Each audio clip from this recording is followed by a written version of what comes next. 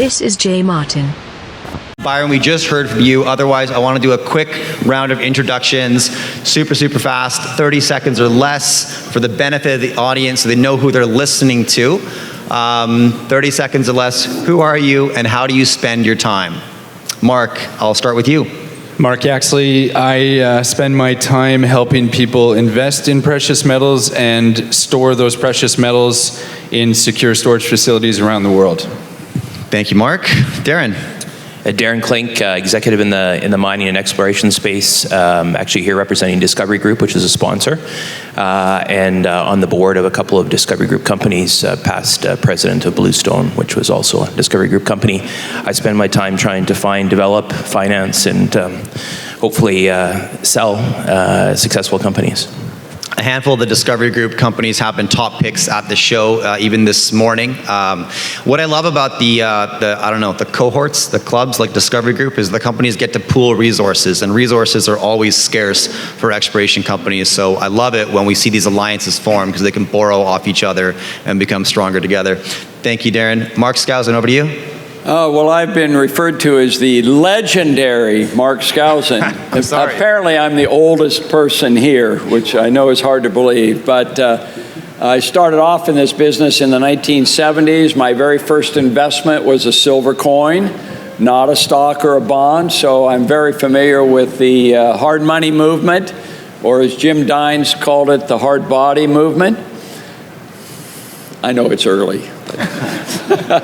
And in 1980, when I recognized a sea change with the election of Ronald Reagan, I was excommunicated from the gold bugs in New Orleans. So I've had a lot of experience in this area. All right. Thank you, Jeff. Robert Kiyosaki here. It's not fair you asked me to replace him. He's older than me, but he looks younger. That's totally not fair. So, no, Jeff Clark, work with Mike Maloney at goldsilver.com. Love working with him. I also write sometimes for Silver Chartist and pretty active on Twitter at The Gold Advisor. So, totally committed to the gold and silver markets. All right. You know what, Mark? I'd love to start with you.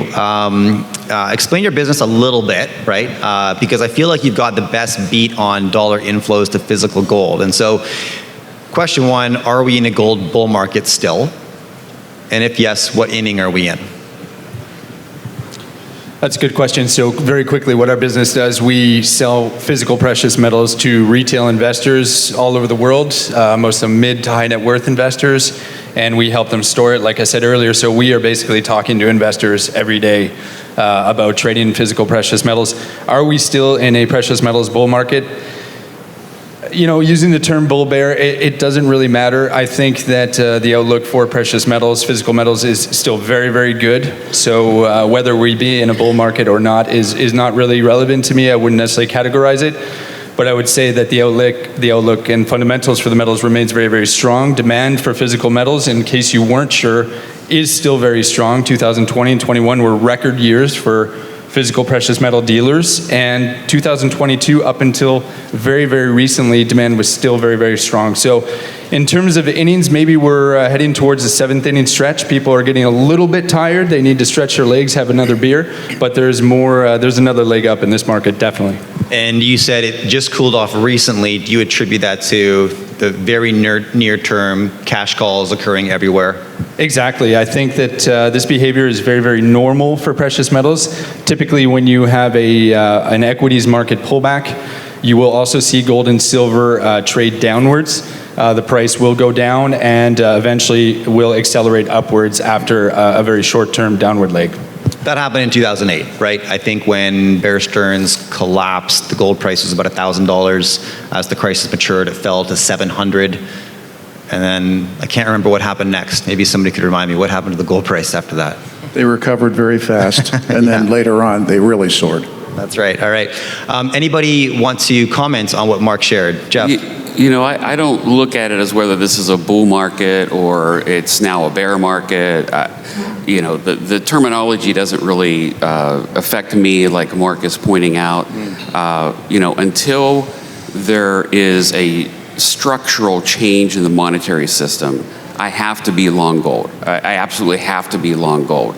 until the debt is resolved, until there's, they can balance a budget. Look how many years it's been since the great financial crisis, and most of the G20 still can't balance a budget. Look at the massive currency dilution that is constantly taking place. I have a slide in my thing today that the amount of currency creation since 1960 is 34 times more per person. It's per person, it's capital adjusted, 34 times per person more currency than in 1960. This all has ramifications. The system is not sustainable like that. So until all of that changes, I have no choice but to be long gold. I would happily sell my gold and silver someday if the reasons to own them went away. But the reasons have not went away, they've only gotten stronger. Okay, now I want to pull on that thread a little bit. When we get into commodity-specific conversations, I like to start as high level as possible. So who are the biggest buyers, right? And then we follow that thread down, because then I'm going to look for torque in the production and development companies. We saw a pretty unprecedented event with the US and Europe freezing $600 billion in USD currency reserves from Russia. I'm not asking if it was warranted or not, but I feel like that sent a really strong message to central banks all over the world saying, it's possible your money's no good here, right? We could deem you a bad actor and your USD reserves might not be as secure as they used to be. The question then is, where are they going to look next? What else would they might want to hold? And we've seen record central bank gold buying recently. What do you guys think about that statement? Am I missing something? Am I on the mark? What are your thoughts? Anybody can take it. Byron. I think you're absolutely on the right track with this. This is an evolving, developing story. But look what happened when, the U.S., NATO, the West, grabbed Russia's sovereign holdings in the term of, as you say, hundreds of billions of dollars. They basically sent a message to the whole rest of the world that if we get mad at you, and it doesn't matter what the reason is, but if we get mad at you, we're going to take your money, we're going to take your stuff. And it's not even just governments, we're going after the oligarchs, and we're going to take their money, we're going to take their yachts, we're going to take their houses in London and all that stuff. And you might not like any oligarchs. I don't know any, but I mean, there is this whole idea that your property is your property, and without due process, we're just going to take it from you anyhow because we're mad at you. We're going to justify it to ourselves. We've sent the message to the world. We have broken the credibility of the Western system, and they're looking for an out. And the very first thing that Russia did were two things. They jacked up their interest rates to 20% just to say, okay, we'll pay you 20% to hold rubles because we still believe our ruble is a good currency. And we're going to pay 5,000 rubles per gram of gold, which has since moderated. But still, they threw the gauntlet down. Call it like Bretton Woods, Moscow version or something like that. That we are looking towards a world where there's going to be another economic system on the other side of the divide, and it's not going to be dollar-based, and they're going to try like hell to stay away from all this Western weirdness that we see going on. Now, Mark, you're the biggest USA bull at the show, so do you have any comments on this? Yeah, bullish on the U.S. stocks in general. They have outperformed all other country funds since 1900, and including the 21st century. So there is American exceptionalism at work there. We're in a bear market right now, but I think it's temporary, as it has been in the past. But regarding gold, you've all mentioned how the monetary system is broken. We see that the national debt in the United States, and in Canada too, I presume, is at an all-time record level. We see the highest rate of price inflation based on the CPI in 40 years. And yet, gold topped out at a little over $2,000 an ounce in August of 2020. It's tried several times to reach 2,000. It's hit it, I think, 2 more times. Now it's back down to close to 1,800. This is not a bull market. I'm sorry. This is not what you call a bull market. This is underperformance. Now, granted, in this year, gold has done better than the tech stocks and so forth, but oil has done much better. That's really a hot market. You have to ask yourself, to me, this is the big elephant in the room. How do you explain the the highest level of inflation in 40 years, and gold is not hitting record highs. I think it's a real conundrum. And I'd like to see what people say, why this hasn't happened. Is it greater competition with Bitcoin? Is it rising interest rates? Is it a strong dollar? Well, how much of that is the measuring stick, right? Because gold is up in every single currency except for one. And so I wonder, is this a gold story or is this a US dollar story? Because you could say they're both up, one's just up more. But gold is quoted in US dollars, yeah, right? Yeah. So that's really the yardstick that normally is used, because all the other currencies are depreciating in value against the dollar. So I'd like to know what the answer is to this. I mean, this is a really tough question. I'm surprised. I think everybody in this room is surprised that gold isn't at $2,500 or $3,000 an ounce. By the way, I am the only one here, correct me if I'm wrong, who actually carries with me a gold. What do you want? You want to see if it's real? You don't want it. Yeah, that's true. Well, I'm holding on to it because hope springs eternal for the gold bugs, right? Yeah. All right. So we'll revisit that. But first, actually, Darren, I want to pass it over to you because, as I said, I like to understand the biggest macro trends, what the major money's doing, whether we're talking about central banks, institutionals, et cetera. Because then I want to follow the thread back to where I get leverage, right? And that's in the exploration, development, and production business. So can you talk a little bit about what you guys do at Discovery for us, please? Yeah, sure. So Discovery is really an alliance of companies, as you mentioned before, where we really kind of pair a group of individuals looking for opportunities, whether it be projects, or in some cases actually bringing good people together to make discoveries, and then finance that and then bring it through the exploration development, and ultimately with a hope that you have a project that becomes a mine.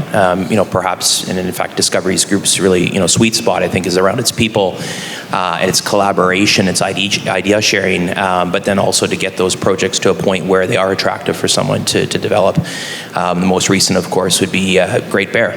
One of probably the best discoveries over the last 4 or 5 years. Could you walk the audience through the Great Bear story real quick for us?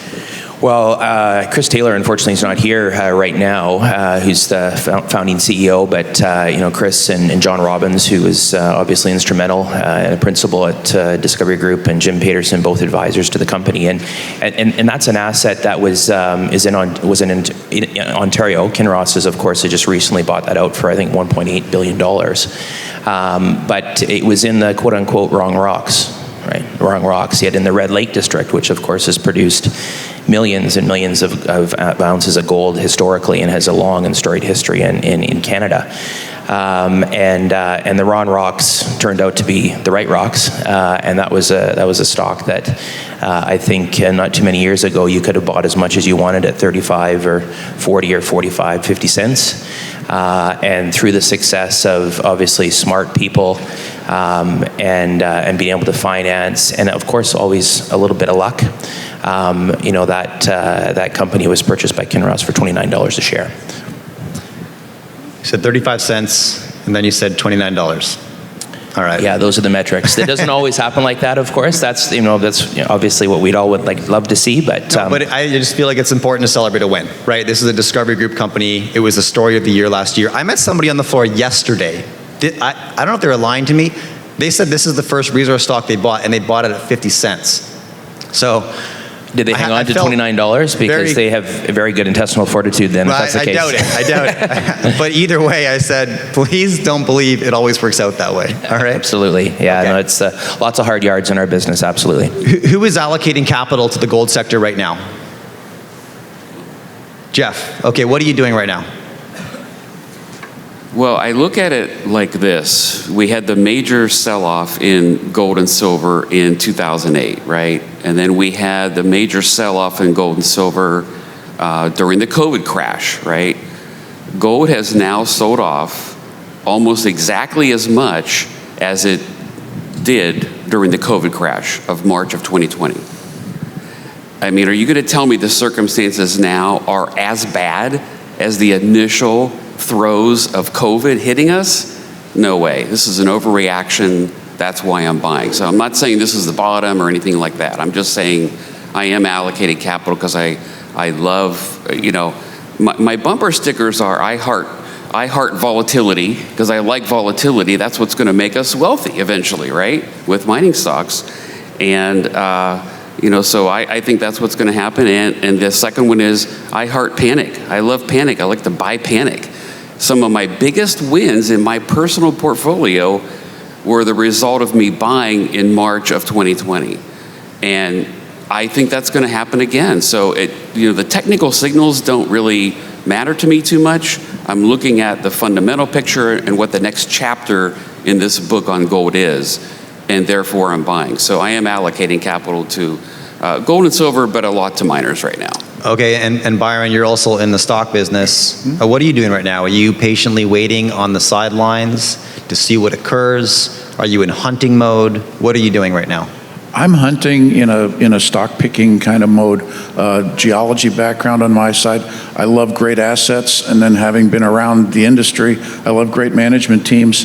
My view is that you don't spend it all in one place, of course, but if I see a really good asset and I see a really good management team, know what they're doing, they have direction, I'm willing to start to buy in, and where I'm already bought in, I'm willing to buy more. Kind of a little of that averaging down thing. I'm not in it for short-term trades or even medium-term trades. I'm more than happy to wait 2, 3, 5 years. I expect to be around. My cardiologist says I'm doing all right. So I'll be around to enjoy it on the other side. How important is time horizon? Because this is an investment conference, but most of the headlines that hit us as investors are actually written by and written for traders, and they don't serve us. It doesn't really serve us to pay attention to most of the news flow that hits the financial media, because it's like, what happened yesterday? What happened yesterday? And that's all we hear about, right? Which can really distract you from the long-term goal. So how important is it to know, A, what kind of investor you are, and B, what your time horizon is? Anybody want to take this? Yeah, Mark? Look, I own a lot of penny stocks that are down 50% or more. So I've taken a historical perspective, and I don't think I could be wrong about this, but I have not found a single major or minor gold stock that has a long-term upward trend. They're extremely volatile. They move up and down. But you look at American Barrick, you look at Newmont Mining, Kinross. I mean, you go through these lists of stocks. You go back to the 1980s, and you see a lot of them topping out 10 years ago, 20 years ago. And why is that? I think it's because it's a very tough business. It's hard to make money in mining. And you're constantly diluting the shares because you have to raise money. And so I see these as short-term speculation only. But so timing is really define important. short-term. What is short-term? So short-term in this case is you need a sharply rising gold market, and that will lift all the boats. And that's when it's a good time to buy. I mean, yes, you can try to buy stocks that companies that discover gold. That's a super winner, but it's so hard to find those things. I have a hard time doing it. So I'm not buying any gold stocks right now, to be honest with you. I'm in oil. That's my resource. I'm in uranium. I think that's a really great play.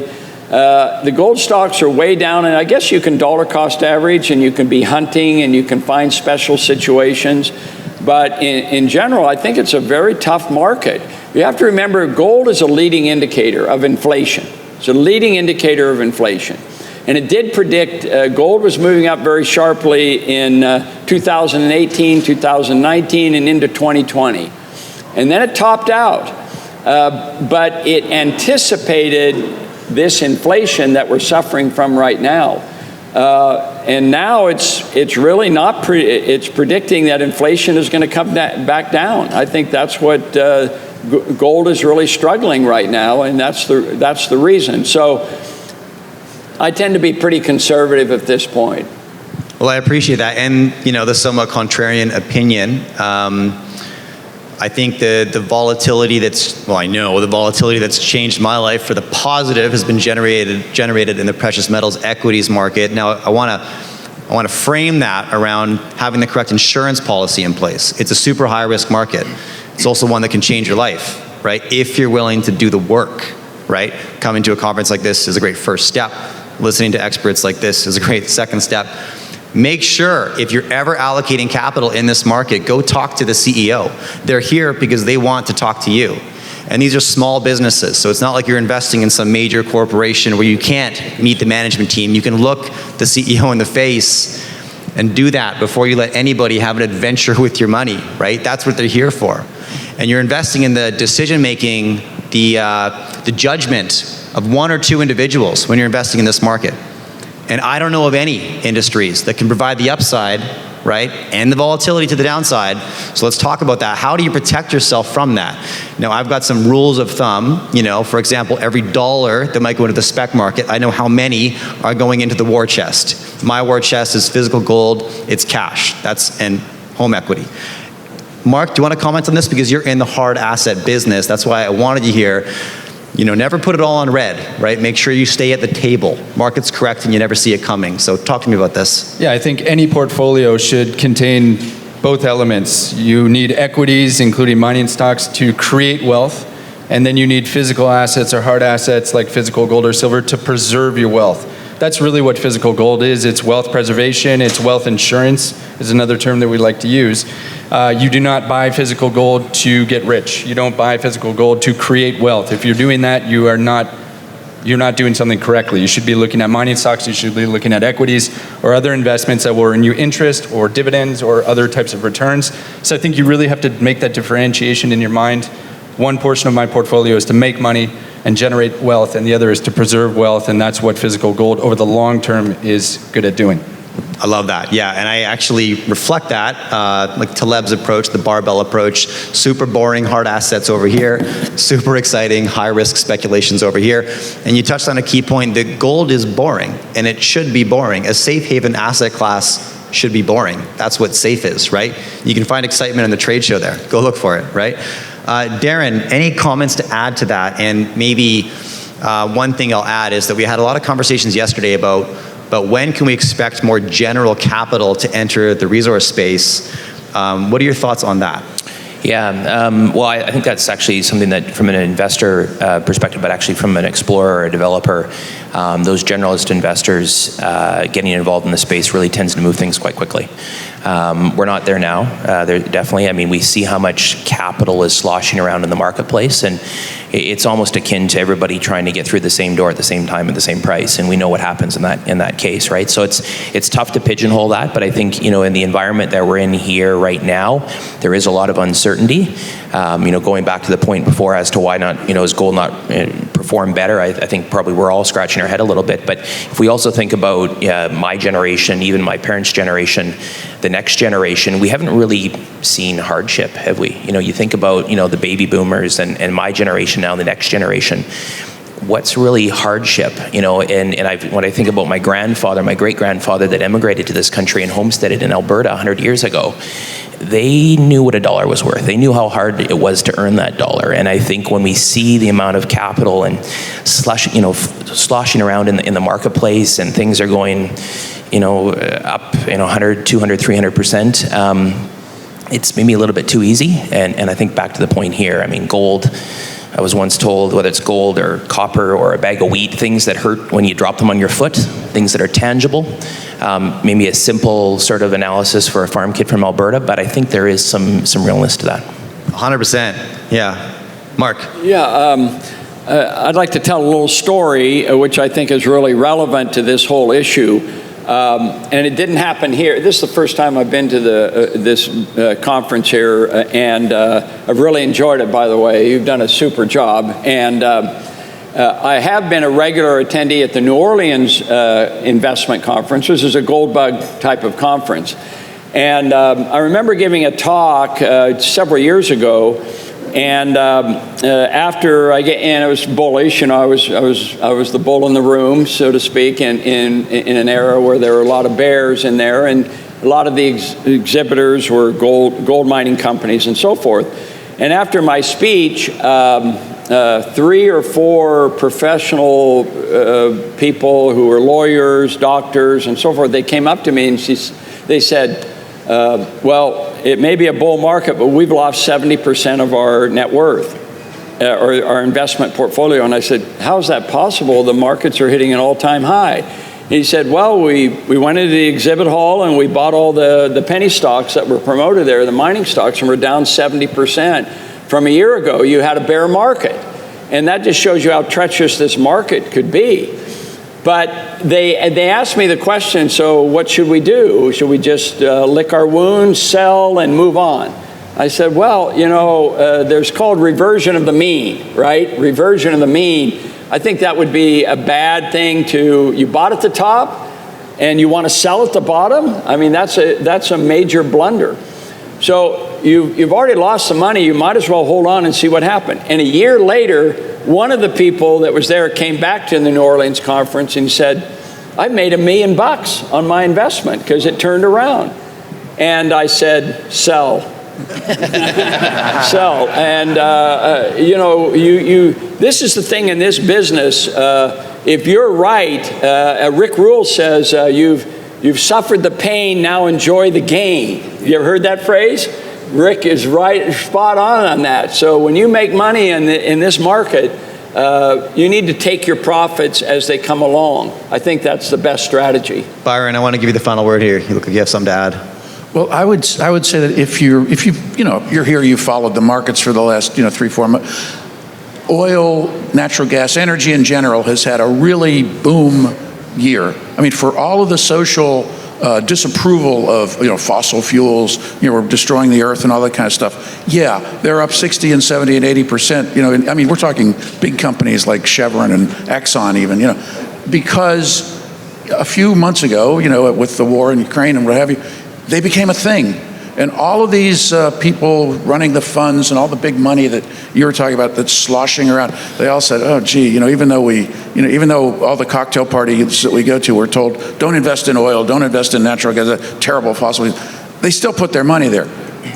Eventually, gold is going to be that thing. And if you're in gold and gold becomes that thing, you're going to hear the flood. It's the Johnstown flood when the dam breaks and the water comes rolling down the valley. That'll be a nice time to be invested in physical Byron, and others. One of the things that is another conundrum is war is usually good for gold, right? And gold has held up okay, no question about that. Silver, not so much, but a breakout with Russia attacking the Ukraine and gold really doesn't move. Oil did, but not gold. You know what I think happened? The dollar has done very well because the euro and the yen have done terribly. They have been horrible because people look at Europe land and they look at Japan land and they say, you guys import all your energy and you don't have any and you can't run your industry and you're not going to be able to heat your houses next winter and your economy is going to stink. And so we're getting out of your currency and okay, we'll go to the dollar because that's the dollar, But it all comes back to energy in that sense. The dollar strong, it reflects that the U.S. still has enough energy to keep the lights on, unlike Europe, unlike Japan. And I would just add that at 65 rubles per dollar, which is stronger now than it was before the Russian special military operation in Ukraine, at 65 rubles a dollar, if you do that 5,000 rubles per gram, you're at $2,500 gold. All right, thank you for that. We're going to wrap it up there. We didn't get into to margin call, which is actually an important part of this conversation. When you're getting cash called, you'll sell anything that's liquid. Gold is super liquid. More to talk about there. Anyways, please give my panel a warm round of applause. Thank you so much for joining me today. This is Jay Martin.